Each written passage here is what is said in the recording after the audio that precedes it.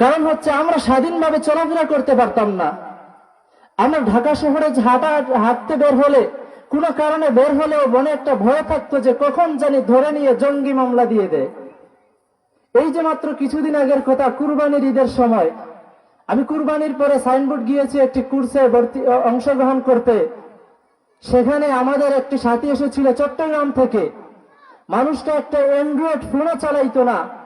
ওই মানুষটা যখন কোর্স শেষে বাড়িতে যাইতো, আমিও কোর্স শেষে আমি বসুন্ধরা চলে গিয়েছি, সে চট্টগ্রামের পথে রওনা হয়েছে, বাড়িতে যায়নি। 3 দিন পরে খবর এসেছে যে রেপ তাকে জঙ্গি বলে ধরে নিয়ে কক্সবাজারে হাজির করেছে আদালতে। কতটা নিরাপত্তাহীন ছিলাম আমরা। আর চতুর্দিকে সারাটা বাংলাদেশে এক নায়কতন্ত্র কায়েম করে রেখেছিল। শুধু শেখ হাসিনা, শেখ মুজিবের নাম দিয়ে সারাটা বাংলাদেশ ভরে রেখেছিল। পর্যটক এসেছে বিদেশ থেকে ঘুরতে, পর্যটক এসে বলে যে এটা কি, যে বলে এটা বঙ্গবন্ধু সেতু।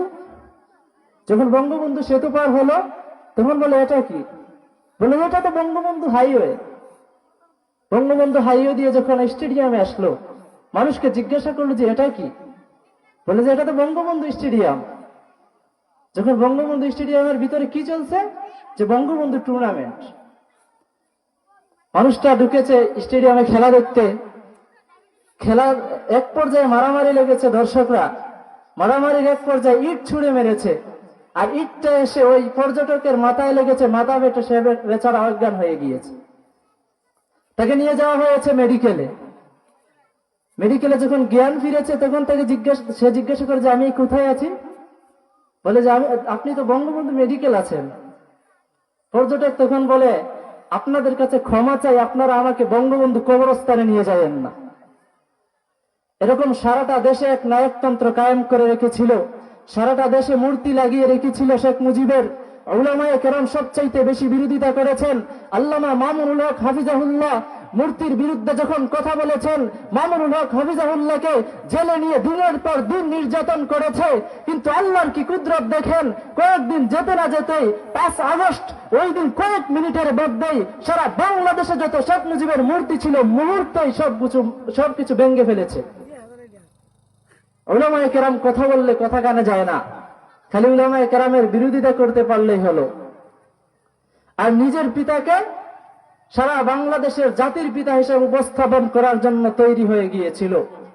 আর আমার দেশের কিছু মানুষ আছে যারা শেখ মুজিবকে তারাও জাতির পিতা মানতে অভ্যস্ত হয়ে গিয়েছিল।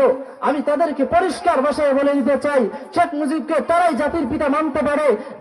যাদের পিতা নাই, যারা জন্মের পরিচয় নাই, তারাই শেখ মুজিবকে জাতির পিতা মানতে পারে।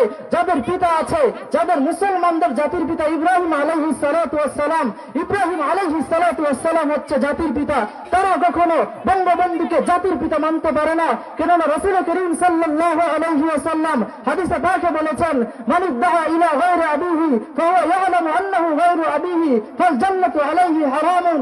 রাসূল পাক সাল্লাল্লাহু আলাইহি ওয়াসাল্লাম হাদিসে স্পষ্ট ভাষায় বলে দিয়েছেন, যে ব্যক্তি যে অন্যের পিতাকে নিজের পিতার নিসবত করে, নিজের পিতা হিসেবে দাবি করে, তাহলে তার জন্য জান্নাত হারাম।